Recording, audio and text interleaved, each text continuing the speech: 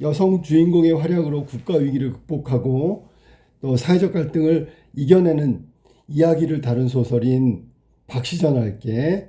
박시전은 당시 사회가 가부장제 아래 억압되어 살아야만 했던 여성들 정신적으로 해방하는 거, 또 무기력한 남성 대신해 가지고 나라의 위기를 극복하는 그런 내용을 담고 있어.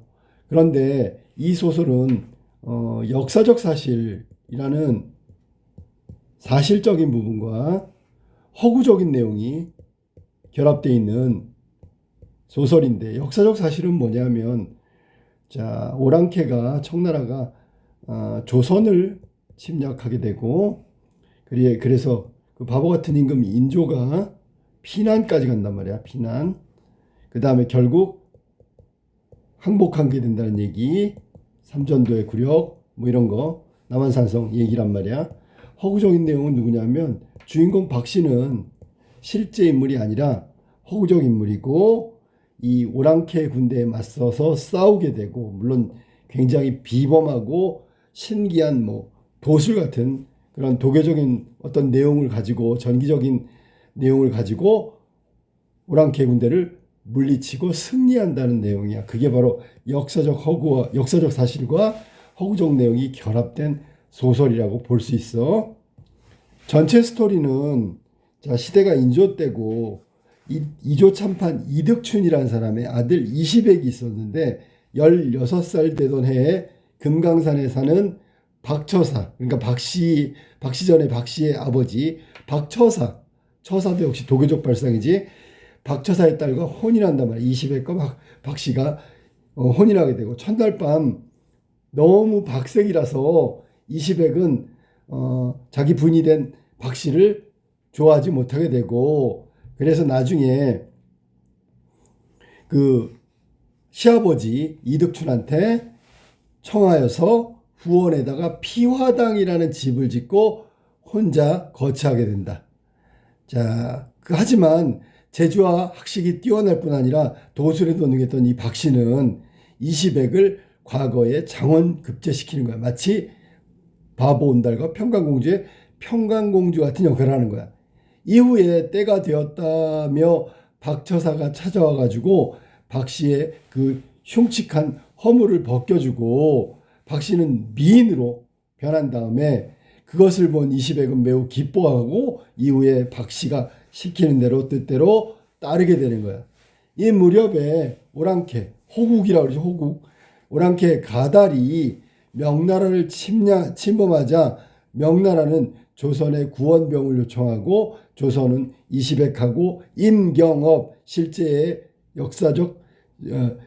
인물이지, 임경업을 등장시키는데, 이건 소설의 내용이고, 임경업을 보내어 가달의 군사를 물리친다. 이후에 가달은 용골대 형제에게 병사를 줘가지고 조선을 침입하지만 그 오랑캐 군대는 박씨의 도술에 혼인하고 물러가게 된다.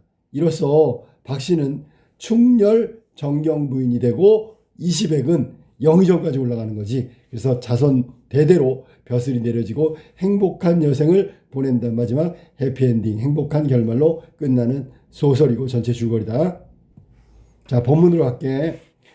호장이 군사들에게 호령의 일시에 불을 지르니, 자, 여기 호장이라는 것은 오랑캐 대장인데 용골대를 말하는 거야. 용골대 형제가 여기 지금 조선을 침략했으니까 군사들에게 호령을 해 일시에 불을 지르니, 자, 누구를 대상으로 하고 있는 거냐면 박씨가 있는 곳에 불을 지르는 거야.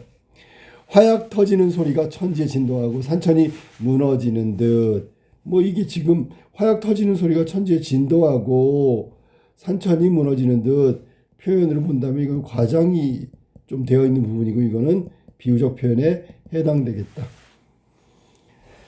사방에 불이 일어나 화강이 충천했다. 충천했다는 얘기는 사기 충천하는 춘천인데, 이게 사방이 꽉 찼다 그런 뜻이야. 이때 박씨가 개화는 여기 박씨의 몸종이지, 12 몸종이란 말이야.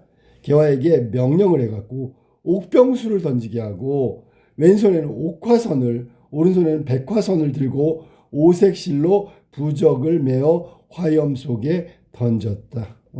옥화선, 백화선 모두 이제 부채 같은 거야. 그걸 들고선 막 부채질한 거지 오색실에.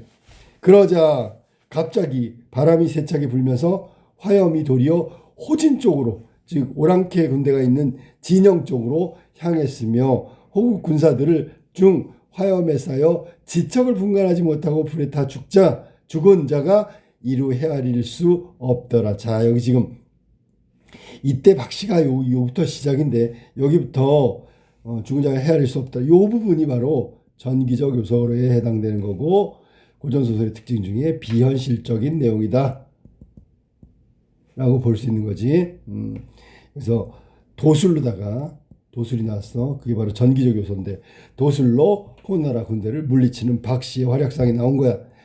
자, 용골대가 크게 놀라 급히 군사들을 물러나게 하고 하늘을 우러 탄식하며 말했다. 자, 여기 지금 나와 있는 실존 인물은 용골대도 실존 인물, 임경업도 실존 인물, 이시백도 실존 인물, 실제 인물을 말하는 거야. 용골대도 마찬가지야. 병자호란을 일으켰던 오랑캐 장군이 용골대가 맞아. 용골대가 크게 놀라 급히 이렇게 해서 물러나면서 뭐라고 탄식하는지 볼까? 우리가 군사를 일으켜 조선에 나온 뒤 칼에 피 한 방울 묻히지 않고 호통소리 한 번에 조선의 항복을 받았는데 라고 얘기했어. 요까지는 사실 실존 인물의 용골대가 등장한 것도 그렇지만 요거는 지금 실제 사실이란 말이야. 실제로 역사적 사실이란 말이지. 병자호란 때 있잖아. 막 거의 막힘없이 쳐들어와 가지고 조선을 에게 항복을 받았단 말이야. 어찌 일개 아녀자가 불쌍한 동생을 죄 없이 죽이고 10만 대병마저 거의 죽었으니 라고 해서 일개 아녀자가 10만 대병까지 죽었다 라고 나왔는데 이거는 용울대가 누구냐면 용골대의 동생이야. 용골대의 동생이 용울대인데 용울대도 박씨가 죽였고 10만 대병마저 죽이고 있으니 라고 얘기하는 거고 이거는 허구적인 내용이지. 허구적. 자, 그러면 앞에 거는 역사적 사실이고 뒤에 거는 허구적 내용이다. 이런 일 없었어. 그러니까 문학을 통해서 역사적 치욕을 좀 씻어보고자 하는 그런 어떤 문학의 효용론으로 따진다면 그런 의미에서 가미된 허구적 내용이다. 더할 나위 없이 분하다라고 되는데 무슨 면목으로 우리 대왕과 왕비를 뵙겠는가. 이에 한우가 통곡하고는 여러 장수를 불러 의논했다. 아무리 해도 저 여자가 바로 박씨를 말하는 거고 당해낼 수가 없구나. 저 여자에게 복수는커녕 항복도 받을 수 없으니 이제라도 급히 행군해 가지고 고국으로 돌아가는 것이 좋겠구나 라고 이야기했단 말이야. 자, 이 얘기는 거기 한우가 통곡하면서 얘기했기 때문에 뭐 그럴듯한 대상인 것 같지만 사실은 이것도 허구적 내용에 해당되는 거지. 허구적 내용에 해당된다.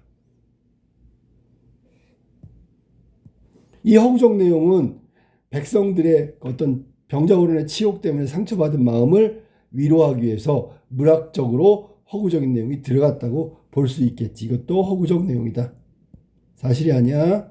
자, 호군들이 장안의 미색들과 왕비와 세자 삼형제를 강제로 이끌고 호국으로 떠나려 하니, 자, 이거는 지금 사실이잖아. 지금 사실. 자, 여기 지금 호국의 인질로 잡혀가는 뭐 소현세자 뭐 이런 얘기 나오는 거 거기에 해당되는 거야. 호국이 인질이 된 건데 이건 역사적 사실이다. 자, 지금 잠깐 알아봤지만 역사적 사실과 허구적 내용이 막 뒤섞여 있단 말이야. 예를 들면 여기 나와 있는 부분은 역사적 사실이고 또 지금 여기 나와 있는 내용은 또 역사적 사실에 해당된다. 하지만 여기 있는 건 또 허구적 내용에 해당하고 여기도 마찬가지야. 허구적 내용에 해당하는 거야. 지금 구분을 했어. 자, 그래서 그 다음으로 가볼게요. 온 백성의 통곡 소리가 장안에 진동했다라고 얘기했는데 이것도 일종의 과장인데 청각적인 어떤 부분을 가지고 만국의 슬픔을 얘기하고 있는 거다. 이때 박씨가 몸종 개화에게 명령해서 적진을 향해 크게 외치게 했다. 자, 개화가 박씨의 명령으로 외치는 거야. 무지한 오랑캐 놈은 들어라. 너희 왕이 무도해서 도리가 여기서는 무도하다는 잔인무도하다 뭐 그런 말 쓸 때는 무도야. 이건 인간의 도리에서 어긋나서 너 같은 젖비린내 나는 놈을 보내 존귀한 우리나라를 침략하니. 자, 너 같은 젖비린내 나는 놈을 보내 우리나라를 침략하니. 요것도 역사적 사실에 해당된다고 볼 수 있겠지. 용골대가 침입한 그 얘기를 한 거니까 우리나라가 불쌍하게도 패배했다. 역시 맞는 얘기고, 여기까지가 역사적 사실에 해당된다고 볼 수 있어. 자, 그런데 패배했는데 라는 얘기지. 너희는 무엇 때문에 아무런 죄가 없는 우리나라 사람들을 잡아가느냐. 위에 말했지. 왕비와 세자 삼형제를 잡아갔단 말이야. 만일 우리 왕비를 데려가면 내가 너희를 모조리 죽일 것이니 목숨을 보존하려거든 모셔가지 마라. 보존이라는 게 온전하게 유지하려면 그런 뜻이야. 호장이 그 말을 듣고 웃으며 말했다. 네 말이 하찮고 가소롭도다. 우리가 이미 내 국왕에게 항복 문서를 받았으니 데려가건 안 데려가건 간에 그건 우리 마음이로다. 그러니 그런 말은 하지도 마라. 그러니까 박씨가 개화를 시켜가지고 왕비와 삼형제를 데려가면 목숨을 보존하기 어렵다라고 일종의 협박을 하니까 그런 말 하지 말라고 지금 얘기하는 거다라니. 이렇듯 호장이 수없이 능욕하니 남을 욕되게 하는 거지. 그러니까 욕보이는 거지. 능욕하니 개화가 또다시 외쳐 말했다. 너희가 한사코 내 말을 거역하려 한다면 우선 내 제주부터 보아라 하면서 개화가 말을 마치고 무슨 진언이라는 게 주문이란 말이에요. 주문.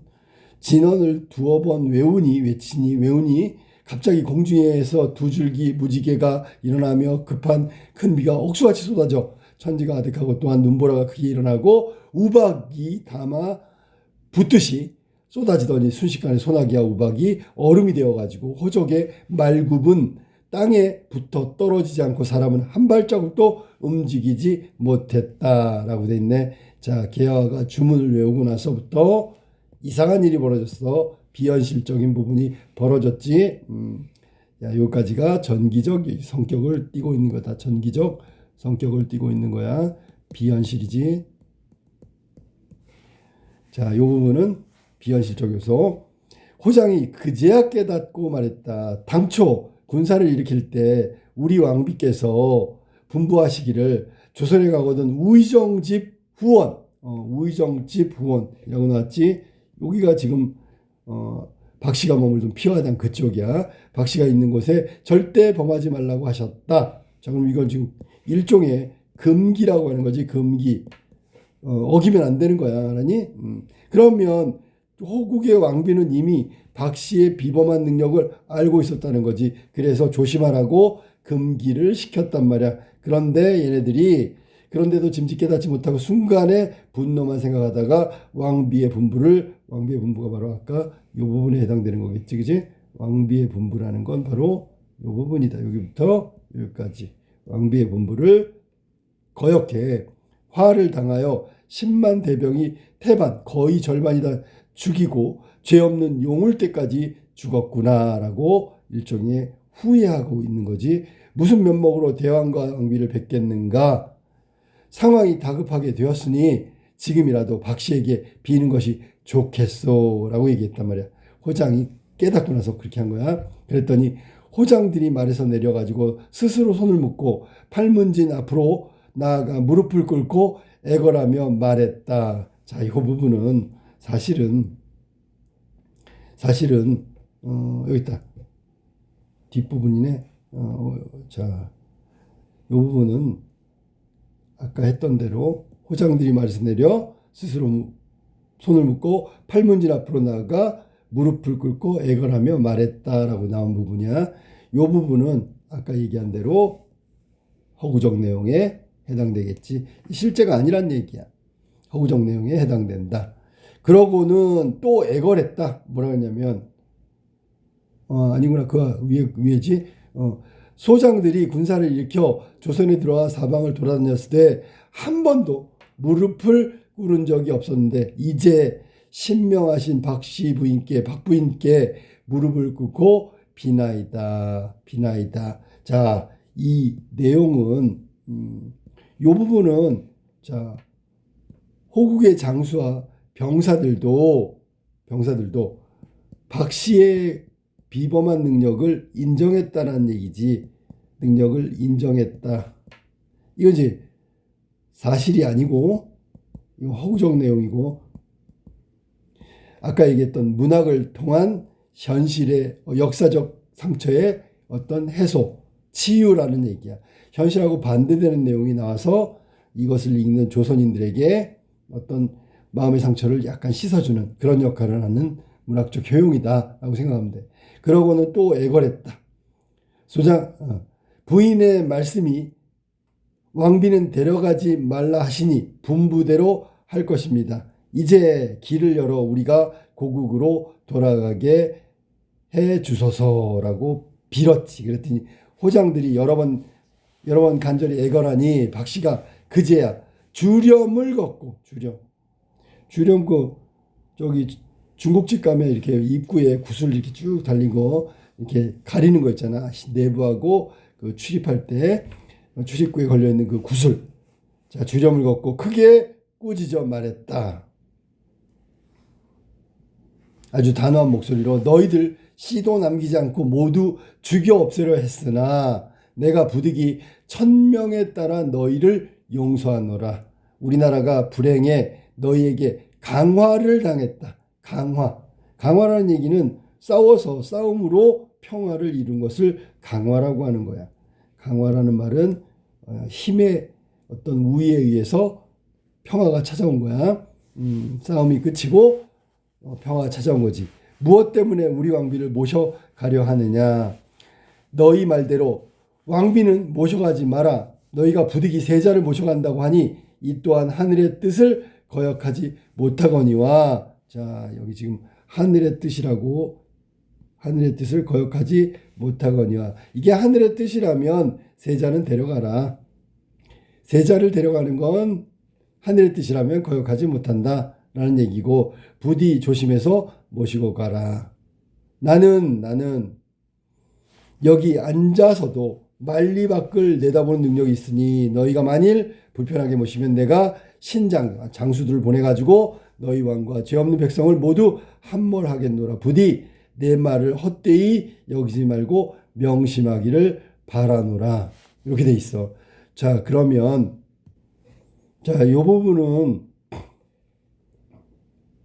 이 부분은 실제로 두 가지가 나는데 요거는 실제 세자가 볼모로 잡혀간 거니까 역사적 사실이고 요거는 지금 소설의 내용인데 허구적 내용에 해당된다고 봐야 되겠지. 그 다음에 하늘의 뜻이라고 얘기했는데 하늘의 뜻이 뭐냐면 세자를 모시고 오랑캐 땅으로 가는 거야. 그러니까 하늘의 뜻이니까 거역하지 못하겠다는 얘기를 했고 만리밖을 내다본다. 이건 뭐 굉장한 비범한 능력을 가지고 있다라고 얘기하는 거고 누가 박씨가 그 다음에 너희가 많이 불편하게 하면 함몰시켜 다 죽이겠다 뭐 그런 얘기야. 자, 그러면서 중략 부분으로 넘어가도록 할게. 중략 부분 줄거리. 박씨는 호장들과 후군대를 보내며 의주에 있는 임장군을 만나고 가라고 명령한다. 임경업 장군이고 마침 도성의 소식을 듣고 급히 내려오던 임장군은 호장들과 후군대를 만나게 되고 임장군은 후군대를 크게 무찌르게 된다. 자, 이때 임장군은 호국 장졸들을 단칼에 무찌르고 국권을 회복하고자 했는데 사자가 와가지고 임금에 전교를 드렸다. 전교. 이건 이제 전교라는 게 임금님의 명령 같은 거예요. 명령서. 명령의 내용은 호국 군대를 그대로 보내라. 이런 명령을 내렸단 말이에요. 전교를 내렸단 말이에요. 그래서 다 회복하고자 했지만 장군은 북쪽에 사비하고 임금님한테 예를 취하고 받들어 보니 이러했다. 그래서 전교의 내용은 호국 군대를 그냥 보내주라는 임금의 명령이란 말이야. 오라 국운이 불행해 모월모일에 호병이 달려들어 도성을 습격하매 짐은 남한산성으로 피했으나 호국의 10만 대병이 들어와 호장의 호통 한마디에 어쩔 수 없이 강제로 평화조약을 맺었다라고 나와 있지, 그지? 자, 이 부분은 모월모일부터 해서 강화를 맺었다. 이것도 남한산성으로 피난간 인조의 굴욕이니까 역사적 사실에 해당한다고 볼 수 있겠지. 어찌 슬프지 않겠는가. 아무래도 하늘이 정한 운명인 듯하도다. 매우 분하고 한심하나 이미 끝난 일이다.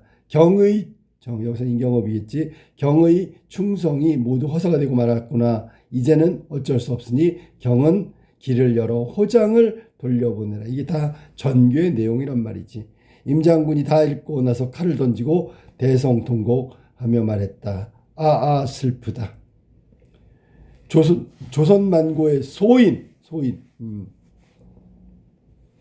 여기 소인은 김자점을 말하는 건데, 김자점이 어떤 사람이냐면 원래 인조가 반정을 일으켜, 광해군 이후에 인조가 반정을 일으켜 가지고 인조가 임금이 됐는데, 임금이 돼서 출세가도를 달리면서 영의정까지 올라왔단 말이야.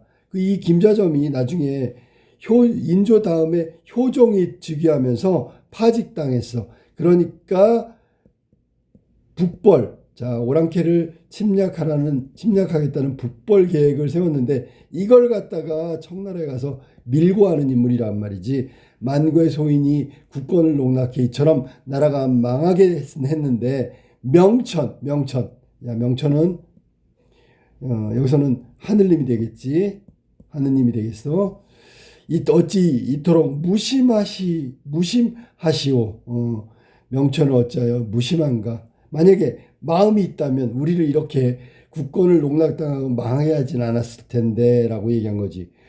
통곡을 그친 임장군이 분한 마음을 이기지 못해 다시 칼을 들고 나가 호장을 사로잡아 땅에 엎드리며 꾸짖어 말했다.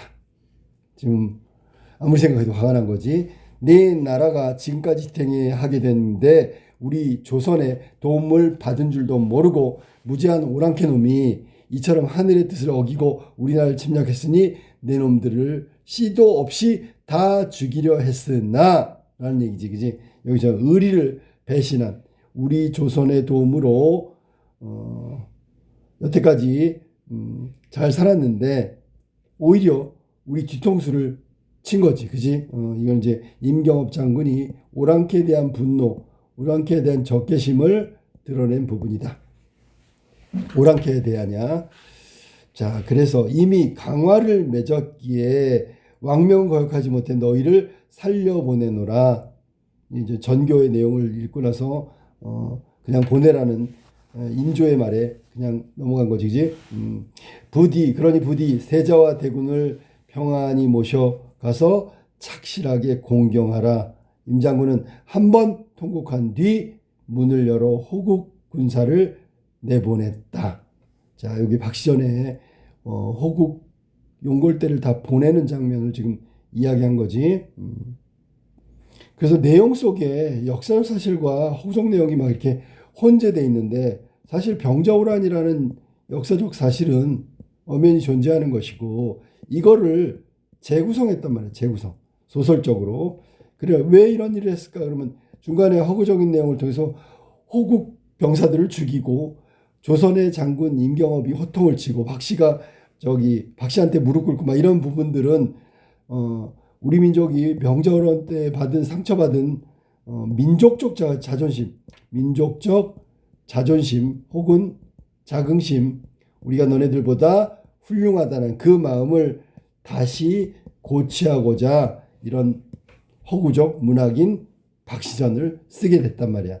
자, 박시전 정리 한번 해볼게. 박시전은 자, 일단 역사적 사실을 갖고 있으니까 역사소설이겠고, 역사소설. 그 다음에 전쟁 얘기니까 전쟁소설이라 그래. 그런데 재미난 거, 알아둬야 될 게 뭐냐면, 전쟁 때 영웅의 활약상을 적었다 그러면 군담소설이 되는 거야. 군담소설. 여기는 임경업과 박씨의 영웅적인 어떤 활약상을 제시했기 때문에 군담 소설에 해당된다. 이거 중요하니까 알아도 군담 소설.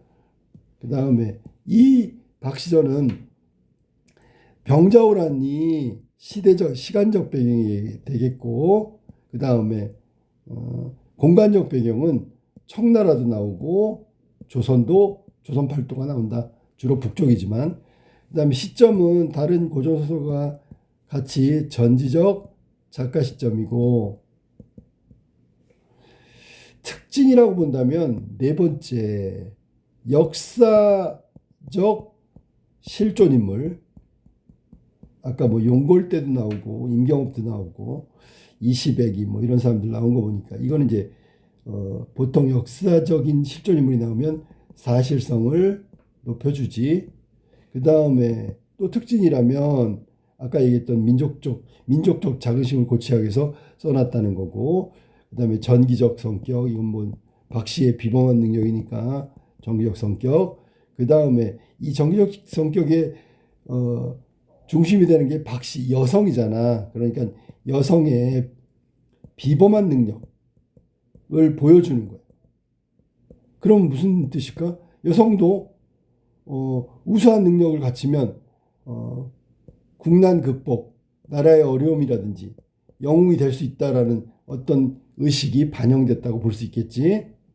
그래서 여성의 비범한 능력을 보여준다는 건 무슨 뜻이냐면 여성이 당시에 봉건제도라는 게 가부장적인 어떤 봉건제도를 말하는데, 봉건제도에서 제도 하에서 억압받던 여성, 이 여성이 해방되고자 하는 심리가 나타났고, 그게 이제 대리만족이지. 이 박시전을 읽은 여성들이 느꼈던 거야. 그 다음에 남성 권력 구조가 당시 일반화됐는데 이거에 대한 비판이라고 볼 수도 있는 거지. 그지? 나 여성은 남성 못지않게 기회만 지어진다면 훌륭한 일을 해낼 수 있다. 여자도 남자 못지 않다라는 것이 반영된 여성 주인공 소설, 전쟁 군담 소설 박시전의 내용이었다. 자, 그럼 문제풀이 한번 해보자. 윗글의 내용에 대한 이해로 적절하지 않은 것은 1번, 용골대는 동생 용울대의 죽음이 자신의 탓이라고 생각하고 있다. 그 이 얘기는 용골대가 공격받으면서 뭐라고 얘기했냐면, 왕비의 분부를 거역하고 조심하지 않았단 말이야. 박씨라는 여인을 피해야 되는데, 피하다는 건드리면 안 되는데 갔다가 10만 대병을 태반을 죽이고 죄 없는 동생까지 죽였으니 나중에 대왕과 왕비의 이게 면목이 없다는 내용을 하고 있기 때문에 자기가 부주의해서, 즉 왕비의 말을 부주의해서 자신의 동생까지 죽게 됐다라고 생각하고 있는 거 맞았고, 2번, 용골대는 호국 왕비의 분부를 지키지 않은 것을 후회했다. 그래서 10만 대병과 거의 태반이 죽고 자기 동생도 죽었다고 얘기한 거 맞았네. 개화는 박씨의 명령을 받고 호국 군사들에게 도수를 부렸다. 대리인이야, 대리인. 박씨가 직접 나선 게 아니라 그 계집종인 개화를 시켜가지고 했단 말이야. 4번, 박씨는 왕비와 세자를 모셔가지 말 것을 호장에게 명령했다라고 했는데, 나중에 박씨가 뭐라 했냐면, 목숨을 구걸하는 그 오랑캐에게 왕비를 데려가지 말라고 그랬어. 또 그 다음에 부득이 세자를 모셔간다고 하니까 이건 하늘의 뜻이니까 거역할 수 없으므로 조심해서 모시고 가라고 했지.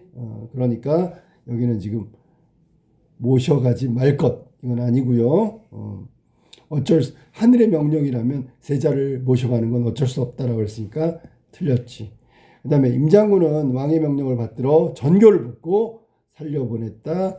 그 맨 마지막에 뭐라 했냐면 자, 통곡한 뒤 문을 열었네. 문을 열어준 게 다 왕의 전교 때문이다. 정답은 4번이 틀렸다. 그 다음에 2번 순서대로. 자, 여기서 일이 일어난 순서. 자, 호장이 조선의 왕에게 항서를 받음. 이건 전쟁이 나고 나서 남한산성에서 있었던 거지. 그럼 제일 첫 번째가 니은이네. 니은은 일단 청나라 호국 군대가 출전을 해야 되는 거니까. 그 다음에 항복문서를 받고 난 다음에 기억, 그 다음에 디귿, 리을, 미음 중에서 그렇지 미음에 의해서 호나라 호국 군사가 죽게 되고 리을하고 디귿인데 무릎을 꿇고 목숨을 구걸하게 되지.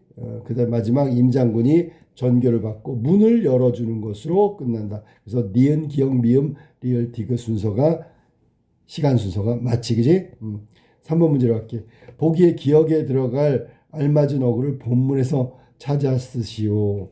자, 여기 지금 보면 작자미상의 박시전은 병자호련을 배경으로 한 군담 소설, 아까 얘기했던 전쟁의 영웅적인 활약상을 그린 소설이지. 여성 영웅인 박씨의 초인적인 능력, 비범한 능력, 정기적인 성격을 통해 호국에게 당한 치욕의 패배를 소설 속에서나마 이게 상처받은 민족적 자긍심에 대한 대리만족을 말하는 거야. 특히 이 글에 등장하는 모모는 호국 군사들이 침범했던 공간으로, 자, 왕비가 가지 말라고 한 게 어디지? 우의정 집 후원이라고 그랬지. 원래 글 속에서는 뭐 피화당쯤 될 거야. 남편한테 버림받고 사랑 못 받고 혼자 기거하던 피화당, 박씨가 머물던 피화당을 말하는 거야. 이건 같은 거라고 얘기해야 되겠지. 그래서 여기 정답은 우의정집 후원, 여긴 들어가면 안 되는데 들어간 거야. 거기에 들어갔기 때문에 박씨와 개화의 영웅적 활약상이 더 드러나게 된다. 그래서 마지막 부분에 들어가는 건 우의정집 후원이다 라고 답을 쓰면 되겠네. 이게 박시전이고, 박시전 그렇게 어렵지 않고 뭐 중학교 고등학교 1학년 정도 수준이니까 가볍게 읽고 넘어가면 되겠네.